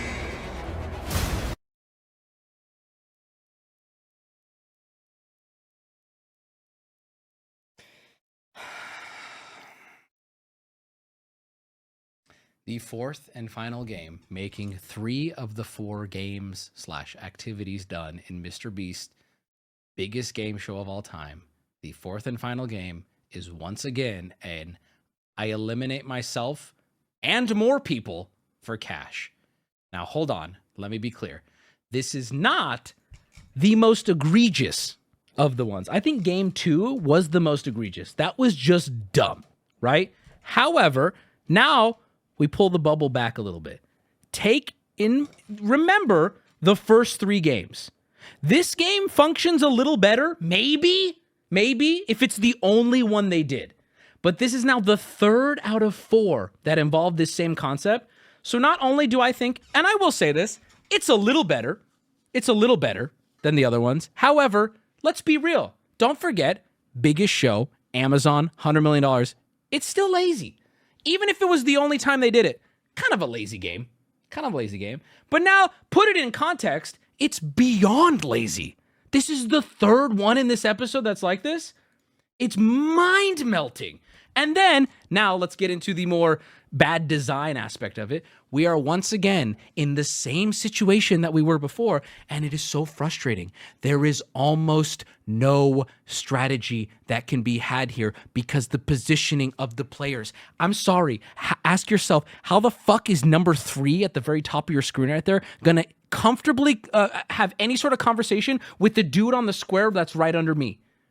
There is no strategy. This eliminates any sort of interest. I would like this game a lot more if they were in small groups, having conversations, having some sort of social dynamic. Even then, I would think it's kind of a lazy game for a $100 million budget, but at least then you can argue there is some strat going on this. I just find it like, here's let me explain to you. Let me put it in terms that you guys might understand. Goo goo guck. No. I'm going to paint a picture for you to try to help you, okay? You're this cool dude with a beanie right here, right next to me. You're him. That's you, okay? You're not leaving. You're here to play. You don't care what Mr. Beast offers anything. You believe through your own gameplay ability, you can convince anyone to stay, right? See 234? Follow the row back. See 234 in the back? The dude just literally staring into the camera right now. Imagine a bribe gets put out and 234 just instant hits it and eliminates you from the game. Are you going to feel that this was a fun, interesting, entertaining experience for anyone when you're now out of the game and you didn't even get to communicate once to the person who took you out? Is that good game design? Let me put this in context of one of the greatest games ever filmed, Survivor. At any point in Survivor, at any point, you are always in a position to talk your way out of the situation you're in. You could be at the bottom of... Okay, someone in chat just said that's the point. The point is bad game design? The point is bad game design? In Survivor, you're at the very bottom. You're fucked. You're getting voted out. But they never give you... They don't take you away from talking to people. They don't eliminate your... You always can fight to the very end because that's good game design. Letting players have always an option to do in-game actions is what makes games exciting. And the most frustrating games you play are games where you get sapped by a fucking rogue. All right? If people saying that's the point, here's the problem. You love good game design. You just don't realize you love it because it's done so seamlessly so often. You love it. It's for fake drama. Yeah, no, exactly. It's frustrating. It's conspiracy shit, but do you think it's intentional to dredge up more discussion? No, I don't think anyone is talking about what I'm talking about right now because I looked for it last night. I was trying to find anyone who could relate with it. I think it's too in the weeds and people don't care. I think people are like, ooh, this was fun. It's frustrating to me specifically. And I think a lot of you will not be able to unsee it this way. But I bet if you watched it on your own, you wouldn't have seen it this way. I think you would have just had fun. You're so right, though. It is frustrating. So the people saying... But the point is to dredge up drama, and so they did a good job of that. Wrong. I think you can have a fantastic drama and good game design. This is just the lazier route. Again, I'd like to point you to the 44-ish seasons of Survivor, the greatest game show of all time, which has fantastic game design and some of the most prime time drama I have ever seen, bro. There are like 20 seasons of that show where every episode my asshole is puckered. This, you can have the drama that people go online and talk about, and you can also have good game design. If you take out the good game design and you just want drama, that's where trash reality comes in. And I don't think this was advertised as trash reality. I don't think that the marketing or any of the social media pushes were like, it's trash, you're going to have fun, get your wine, ladies. No, it's the biggest game show, the best games, the biggest set pieces. What is this horse shit? Well, this is actual dog shit. This is lipstick on a pig, bro. These are lazy games. And yes, again, I will say, talk about the frustration if you're this guy down here and this dude back here eliminates you and you know nothing about him. You've had no chance. You can't even get a message to him. That's called poor game design. That's bad game design. It's lazy. It's incredibly lazy. Not only is it incredibly lazy, We don't need to be lazy. We have $100 million budget. We built a fucking city for the show. Can we just hire like one game design expert to sit at the table and correct us? No? Okay, well, I guess get cannons and a pirate ship because we're making a show for babies.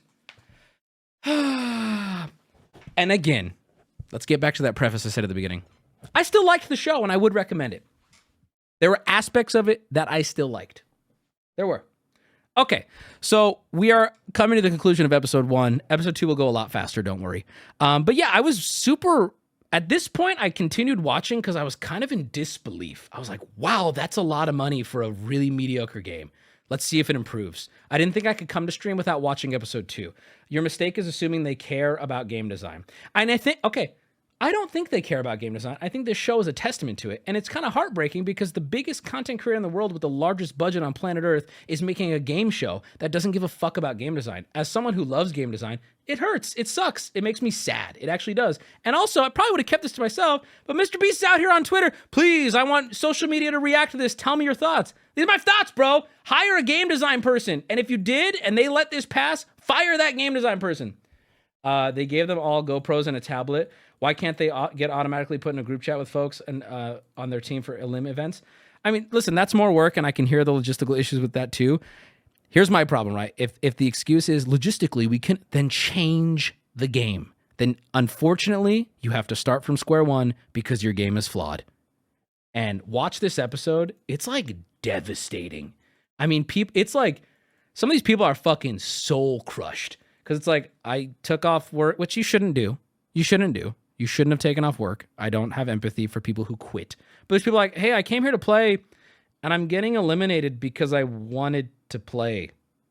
That's not really well designed, is it? It's frustrating. It's frustrating and it should be beneath this. Okay. So that's game 1. Let's see. Okay, whatever. All these people end up moving into the city that they built. Let me pull that up now. We have, this one's going to go much faster because we're not covering all 4. But now, we are 4 games in. One of the games was a game. Only one. They placed bricks and balanced them. Episode 1 had 1 real game, 3 fake BS garbage drama farming shit. Okay? All right. Episode 2 has 4 games in it. All right? Let's take a look at one of those games now. Here we have, I'll let Mr. Beast explain it, but I'll see if I need to do any... Okay.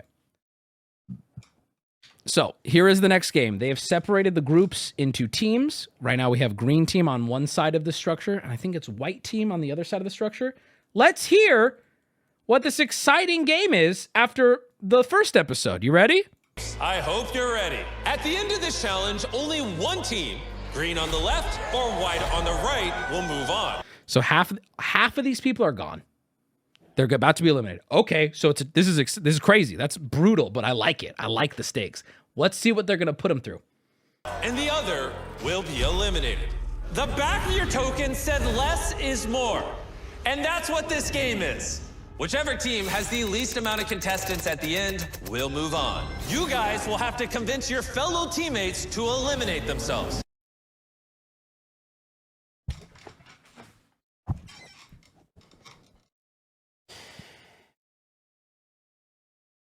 Okay, let's put this all into context here.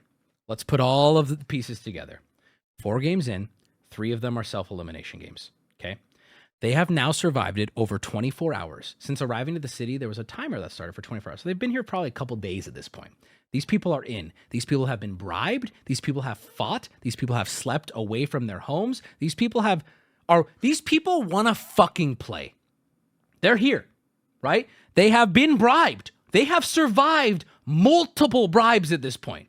Of $100,000 was the last bribe. They want to play. I know what we'll do. Let's create a game where the way to win is for some of you to quit. Again, I don't know how this doesn't get axed in the writer's room. It is just such dog shit design. I mean, it is... I feel so passionately about this. It's just, who signed off on this? Beast game? Was it Mr. Beast? Did he think this was cool and edgy? It just shows he doesn't. it to me, it speaks to the fact that he doesn't actually enjoy game shows, games of strategy, tabletop games of strategy, creating game. Like, he just shows he has no interest in it, because I'm telling you right now, the first 5 seconds of hearing this, I can immediately go, we need to change this. Why do we keep asking people to leave our game show?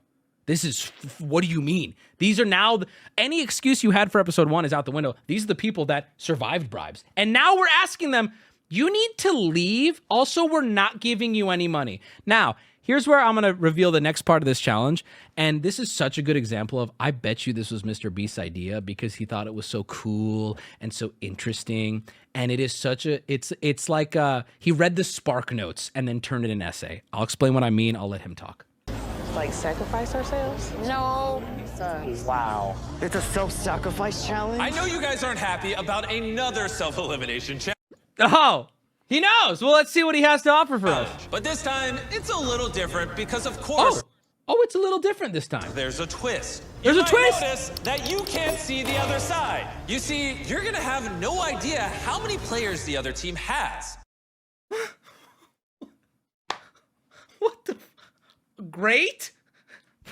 It's like he read the Spark Notes on how to design a game, and then went, I can figure this out. What if they can't see each other? So now there's no strategy at all, and we just have to randomly quit. And someone has to randomly quit. But wait, there's more.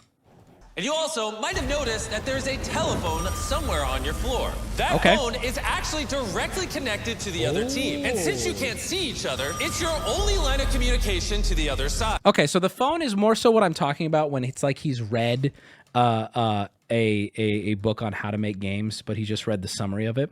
Let me explain to you why anyone experienced in anything when it comes to game design, which I'm not, and yet I figured this out. Why this is a terrible idea. The phone serves no purpose.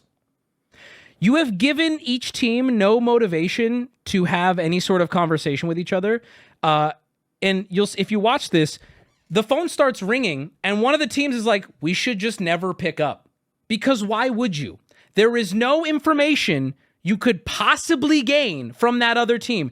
Anything they say on the phone, true or not, you assume is not true. That means you are... Okay, so let's look at this from a game design perspective.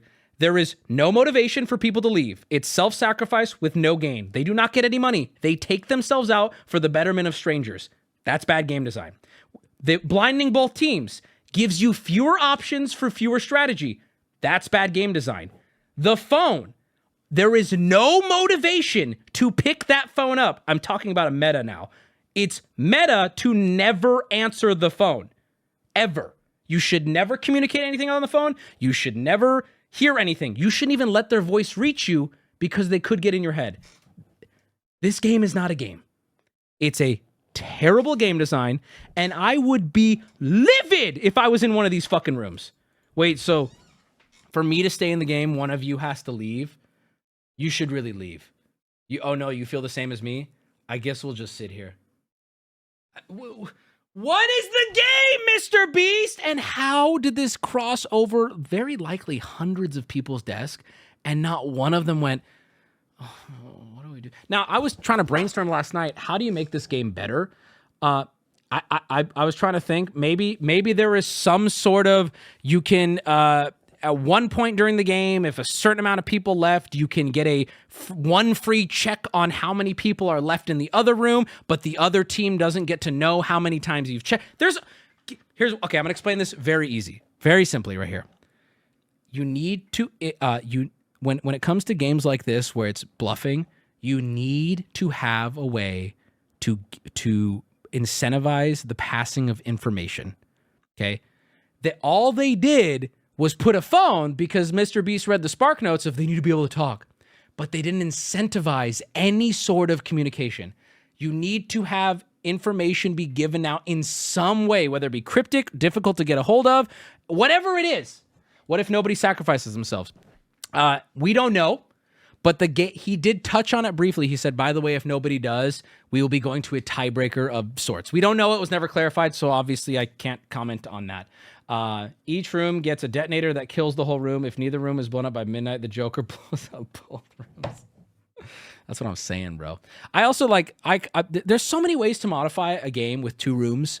There's a great game called 2 Rooms in a Boom, which works fantastically on bluffing and swapping rooms, and you could probably find a way to simplify that. But even then, if I was working on an Amazon Prime show, if somebody pitched that, I would probably sit here and go, hey, that's not good enough. 2 Rooms in a Boom, by the way, if you look into it, fantastic game that involves 2 rooms and a shitload of people. That's how the game works with hidden rolls. Might be a little too complicated for TV. Either way, I probably want to pitch it. But you know what I wouldn't pitch? What the fuck is this? All right, everybody. Here, I'll just show you. They're like, anybody want to quit? No? Wow, this sucks. Add complexity, like everyone who leaves is safe. I got my game designers in chat working out. Something. You are giving actions to players with no motivation to take those actions. That is bad game design. It's terrible. It's up to you whether you want to try to work with the other team or leave them guessing. But why would you work with them? You have not given them motivation to work together. You have given no motive. Here, I'll make this game better right now. All right, guys, here's how it works. The team, if you guys are tied by the end of this, everybody is safe, okay? If someone self-eliminates, they'll get 10 grand. If you have the fewest people on your side by the end of the game, your team gets 500K to split. Okay, now at least, I don't even like that game design, but at the very least, we have motivations for each action. Now we have motivation to use the phone. What's going on? Are we staying tied? Are we doing this, guys? Boom. I'm a fucking retard at my desk, and in 30 seconds, I just thought of a way to improve this. But also, don't listen to me. Right? I'm not a game designer. Get Amazon on the horn. $100 million. It's that fucking easy, dude. That's actually already more interesting. I know it is. Dude, that's the painful point of this. It's like brain dead easy to make this better. It is brain dead to make this better. You ready? Ready as you can be. Yeah, go green. It's about to get very emotional tonight. 3, 2, I just want to show you, to illustrate the point, the clip of how they start this and how dumb it is. Start the timer! Whichever side has less people in 30 minutes will move on. All right, everyone, let's take a knee. I'm sorry. You're telling me to take I'm standing. I'm not getting on my knee. I'm going to creak and I'm going to moan. Everybody, let's take a knee. We need to find out if anyone's willing. Does anybody want to go home? No! Nobody wants to fucking go home. What do you mean? Because it's a terrible game. It's day 2. They've already been bribed 100K. Nobody wants to. Oh, and then to expose how this game is played out, you just get this like unbelievably depressing. People like, I'll leave. I'll leave for the team, and everyone's like, oh, thank you. And they're like, I guess I just don't think I'm gonna win. And I'm like, who is this for? Like, you're not gonna trick sympathy out of me. I just feel disgust. I was like, I really felt like, who is this for? What? Okay, I guess. I'll wrap this up. Hold on, we're almost done. Anybody? No, why would anybody want to leave? Might have school. Some of you guys might need to get back to a job. That being said, I will say, still recommending the show. Okay, because a lot of through the games that I hate, what is going on with her makeup? I'm sorry. She's beautiful, by the way. I'm not saying anything wrong, but it's just she's doing quite a look. She's doing quite a look. She's got quite a look. Good for her, honestly. God bless her. Good for her. So we are now at 5 games out of the 8 from the first episode. I now, in the next 5 minutes, and I'll be done, I would like to shift really quickly. So long story short, one of the teams wins. They do get on the phone, and guess what? You're never going to believe this. The phone does nothing for anyone.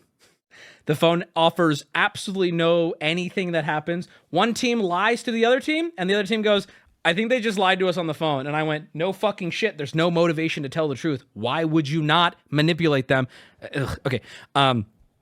So I'm going to very briefly talk about the next 3 games, which here's where I think that I am being nitpicky. I don't think I've been nitpicky up until this point. I think I'm giving real criticisms that I would love for them to hear, which they won't. But here's where I'm going to be nitpicky. And I understand if there's pushback on this, but this is just how I feel. The next 3 games were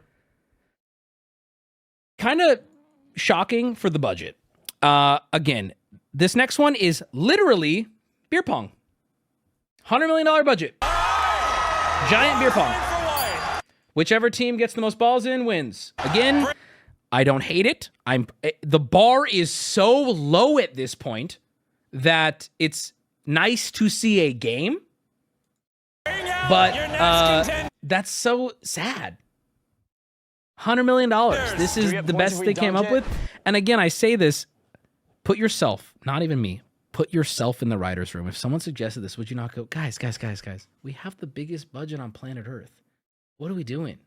Let's get creative. How can we make this more interesting? This isn't Wubby's Twitch stream fear pong. Budget is whatever the subs were that month. This is Amazon Prime. We have more money than God. Let's do it. I just do beer pong. Don't jump off. Please don't. Oh! So I don't hate this. It's a game, but let's be honest. It's lazy. Let's be honest. It's lazy. This next one is abysmal. Again, it is a game. Ladies and gentlemen, I give you trivia. First group from each team, come on down. It's time for the first round of trivia. Also, the boys do. Okay, well, surely either the questions are going to be super interesting or there's going to be some sort of twist. Not only is there not a twist, not only were the questions so easy, the game started to fall apart, which I'll show you. It went on for so long, they had to yada yada it. They just kind of fast forward it to the final question that mattered.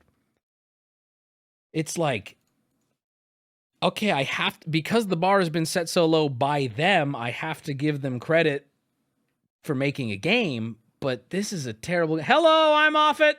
Thank you for the 5.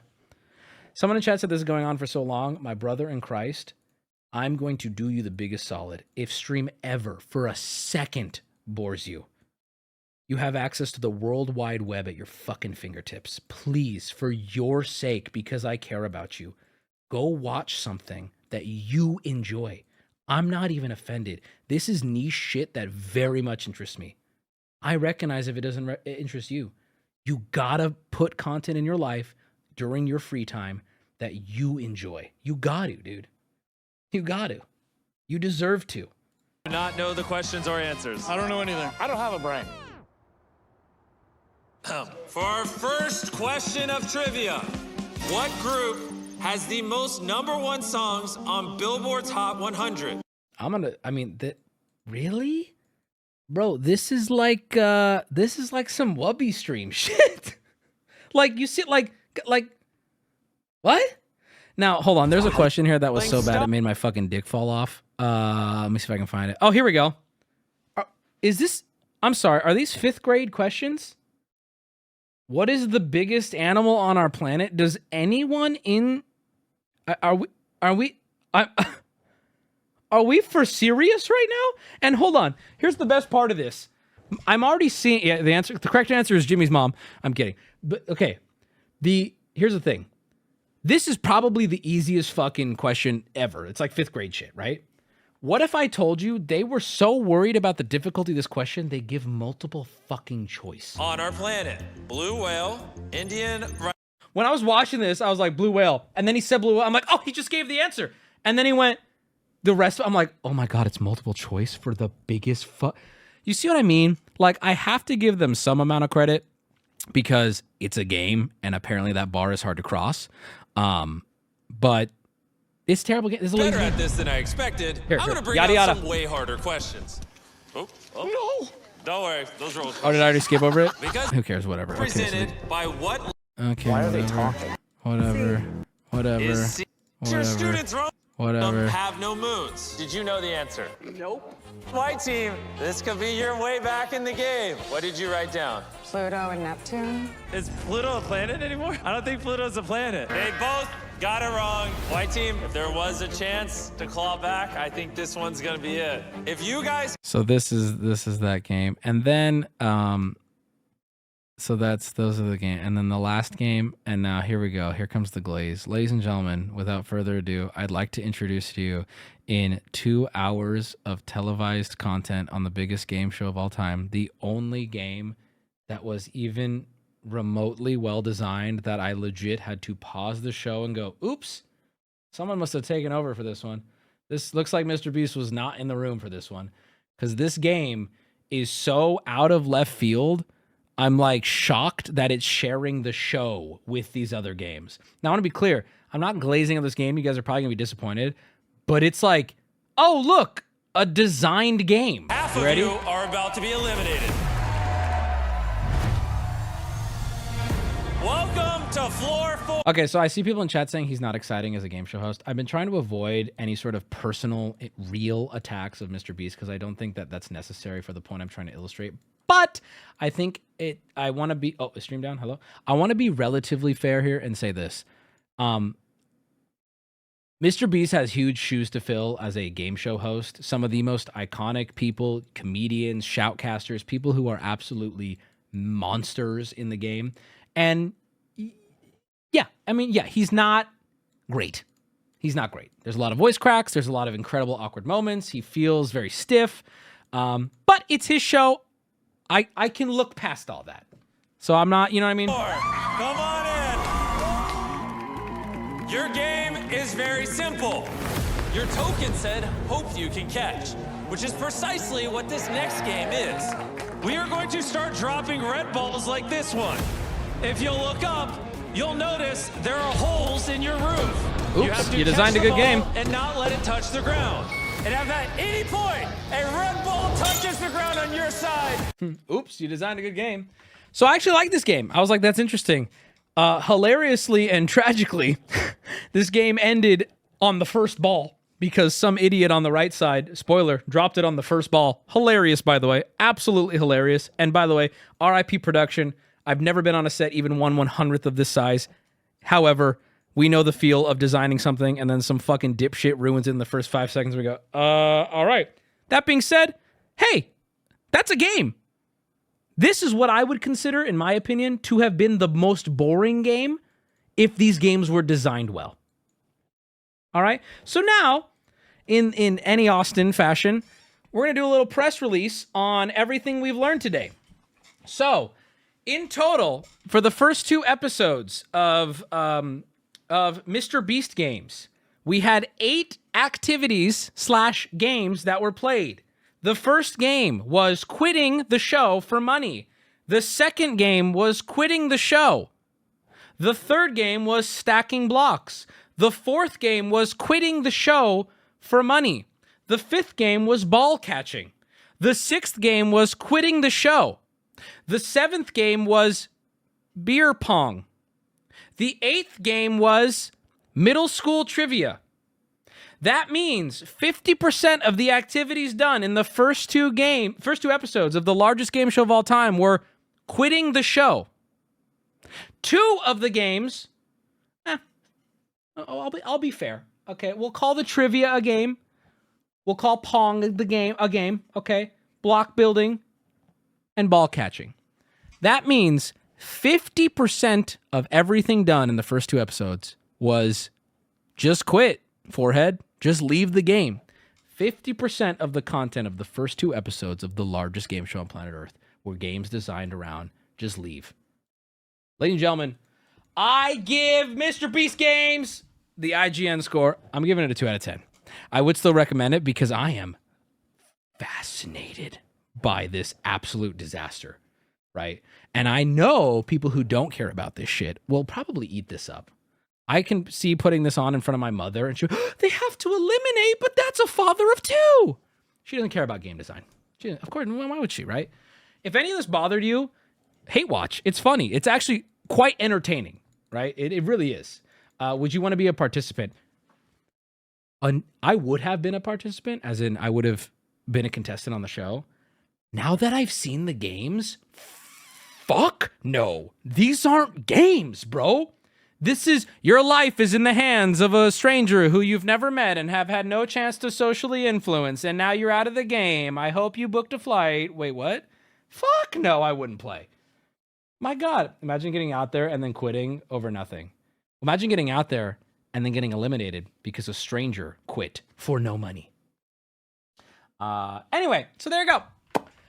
Thank you for humoring me. I know I went on a bit of a rant, but it was important to me. And ladies and gentlemen, I will continue to review each episode as it comes out until it stops being interesting to me. I will continue to. And chat, I would like to pass the conversation on to you real quick because I did yap. I'm going to put on AITTS real quick while I set up this field trip. What did you guys think? What do you agree with me? Do you disagree with me? I'm not. Again, I said this at the top. I don't think I'm the objective truth on this. This is heavily opinionated.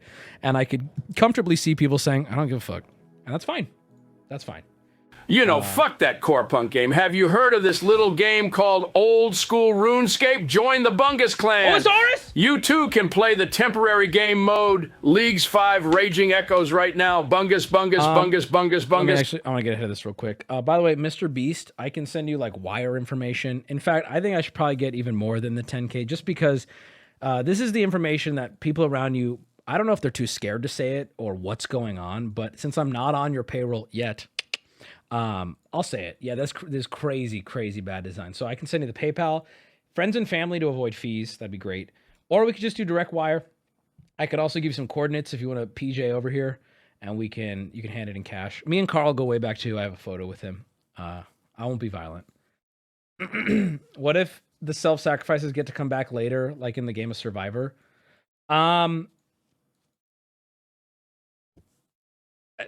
I don't see them doing that because they needed. So the biggest struggle, in my opinion, just based on guessing from a production side, the biggest struggle for them in the first 2 episodes, they're going to be getting people down to a low enough number of people to where the production can make a narrative. Right? You can't make a narrative when there's 500 fucking people. You need a small group of people so that audience members can start attaching to different members of this and start rooting for people and start building a narrative through the editing, right? So the first few episodes are going to be eliminate as many fucking people as possible, which is fine. I have no problem with that. So do I think these people are coming back? Probably absolutely not. That'd be, again, so super ridiculous from a production standpoint. That's why I don't have a problem with them. What if the final game is to draw lolly art? Okay, so you got banned. That's crazy. That's crazy. I had a dream last night that we met. How does this start? Seem annoyed with me? Are you annoyed with me? Yes, I am. Yeah, that guy got banned. So there you go. That's that. That's my thoughts on it. And it's like I don't want people to think I'm like. I don't think any of the people on production the budget are bad all went people. to the sets and look at the show, and there was little to none put into the actual games. Yep, I agree with that. For that much money, you could recreate every legendary game show as each challenge and have a better game. You could make Legends of the Hidden Temple as a full castle escape room if you could. wanted. Here's the real fucked up thing. It doesn't. I didn't even say it needs to be unique. Just fucking steal other game shows and just do it in a more fun or a bigger production way. Like, there's nothing wrong. I enjoy watching those game shows. Just fucking rip them. And I think the show will get better as the people get more condensed. But I don't want to forget that the first 2 episodes, the big show, everybody tune in. What a disaster. Game, the less they will enjoy it. We aren't the target audience, sadly. Love you, don't say it back. No, that's fair. A self-elimination round only makes sense when you're halfway through the season and people have been through the shitter. They're tired and done with Jimmy's shit. Yep, and you have this connections. Mr. Beef guy don't really care about the game. Put him in the ring with Steve Harvey and let them duke it out. Love you, babe. Ha ha ha ha ha. Those sets were not worth that budget. You should watch Colin and Samir's behind-the-scenes video on YouTube. Super interesting on the biggest production ever. As someone disability and with the bar this low, I'm shocked that they didn't put the spotlight on to give up the game before an athletic exercise. For drama, guilt tripping, and sympathy check marks, this is excruciating. It is, but I love it. I'm in it. How much do you want to bet the final game will be Steelers split? I don't necessarily hate that. I also think Steelers split works a lot better with someone you've made a connection with, so I don't hate that. Again, just don't take away player agency. Give them opportunities and motivation and options. That's that. I mean, we're talking core fundamentals: motivation, options. All those little things are what make a game good. There's a lot of little things, but those are important, and almost none of these games had any sort of fucking anything. All right, you watched the new Defunctland video? No, which one? All right, guys, it's fucking field trip time. That was it, baby. It's been 40 minutes. I feel you. Let's all take a minute to play the smallest violin for people who didn't like listening to me actually provide content. They literally could have just done Squid Game's red light, green light. All right. So the Superman trailer. No. We are watching we're going on a little holiday field trip. Now's the time. Warm up some hot cocoa, ladies and gentlemen. Get yourself some sugar cookies with a really fucked up tree on them. Those are so good. I could eat the whole package of those fucking things. Autumn Adder, thank you for the 10. Not quite the 10K Mr. Beast owes me, but I'll take it. I'll take it. We're going to be watching one of my favorite field trips of all time. Is it kind of shit? Yeah. But are we going to kick our feet up and have a nice little night, a little holiday night? We are, right before the film festival on Sunday. All right? Ladies and gentlemen. Should I say the name of it? Should I say it? Also, thank you to Cyan Fen, who did some edits. Don't know what he's done yet. It's very shitty, but it's fun. Also, you can watch Cyan Fen stream. He streams, and I told him I would shout it out, and then I keep forgetting. So let's all check out Cyan Fen. Remind me after the movie as well. Okay, here we go. A, B, C, D, E, F, G, H, I, J, K, L, M, N, O, P, Q, R, S, T, U, V, W, X, Y, Z. Ladies and gentlemen, jingle jangle all the wangle. I love this movie. Is it the best movie? Absolutely not. But is it a fantastic little holiday ditty? Less than a week before Christmas. I love it. I love it. And you know what? There are parts of it that I don't like, that are not funny, do not hold up. But there are some banger jokes in it. There are. There's a lot that does hold up. I've been watching that every year around Christmas for since it came out nearly. And that's it. Sunday is going to be, but first, hold on, I'll thank Cyan. But Sunday is going to be the film festival. Hope you guys come and sit down and enjoy it. And then Christmas. I'm excited. I hope you're excited too. Shout out to Cyan for all the edits. Some real bangers this time. Some banger edits. Cyan streams on Twitch. Can we pin him or somehow? I don't know how this platform works, but Cyan Fen, he streams and he makes these videos. He makes these movies into fun little stream memes for everyone. So we appreciate him for that. Thank you, Cyan. Thank you to everyone who gifted subs tonight. A lot of you. Thank you, Spoon, Valentine, Spit Nichols. Just reading the last few. It's me, QC, Chard Vader. Thanks, gamers. That was fun. I hope you had fun. Have a nice, safe weekend. I'll see you guys on Sunday.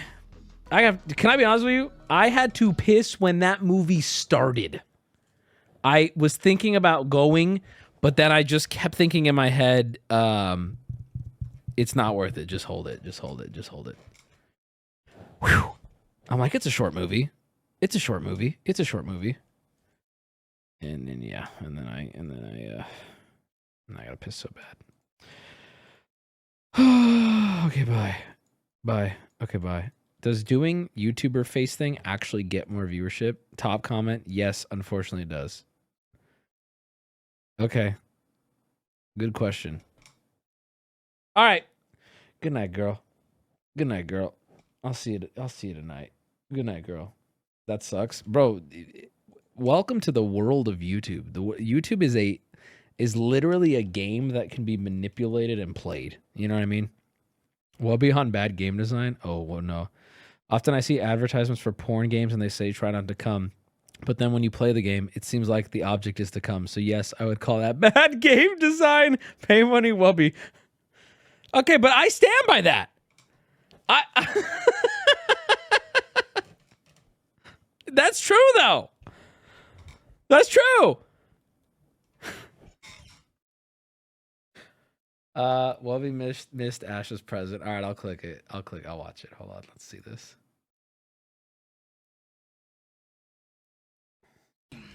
I was on the bomb squad. Oh shit, it's right in front. Wow, I'm blind as a fucking bat, dude. Wow, it literally says Tuah from. All right, that's good. That's good. Again! Anybody? Marvel Rivals? Go watch the new Mr. Beast show. I'll tell you guys when he pays me. I know he's going to pay me soon. I'll tell you guys when he pays me. Oh my god, somebody sketched... What the fuck? Who sketched this? Remember when the box got knocked over at the end of the movie?